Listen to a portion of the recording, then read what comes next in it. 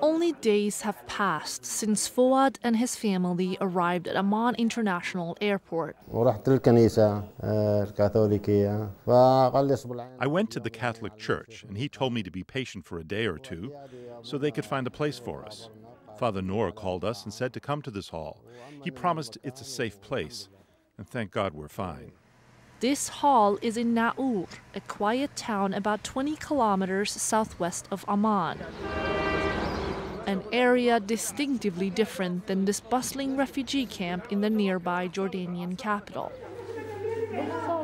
Lubna is Fouad's wife. She says she can finally breathe. She says the war on Christians had been ongoing since Saddam was ousted in 2003.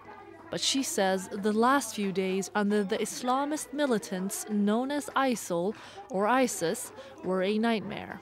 They threatened us, saying you have to either leave, be slaughtered, convert to Islam, or pay the tax on non-Muslims. We couldn't bear living in Mosul, and we were scared for our girls and our honor. ISIL confiscated their home and destroyed sites where their forebears had practiced their faith for nearly 2,000 years.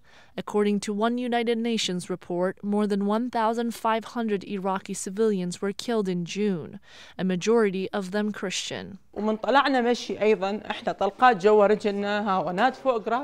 we were leaving, one shot hit at our feet and a mortar sailed overhead. We were praying, "Mother Mary, please save us. We just need to get to this bridge."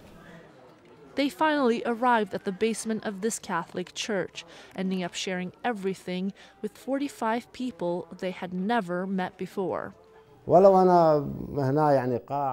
Even if I'm here living in a hall getting handouts and so on, I feel like I'm better off with how people treat you here, not like how I was living.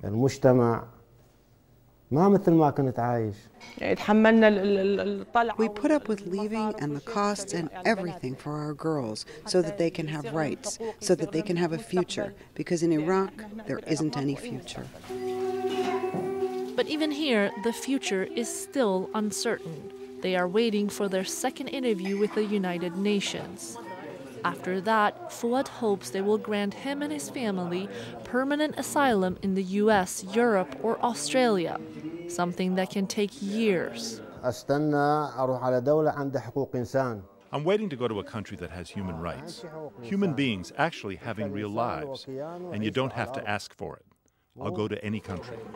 For now, they'll stay right here. So far, only France has granted asylum to Iraqi Christians escaping ISIL.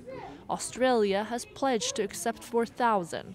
What the US or other European countries will do remains to be seen. Tala Hadavi for VOA News, Naour, Jordan.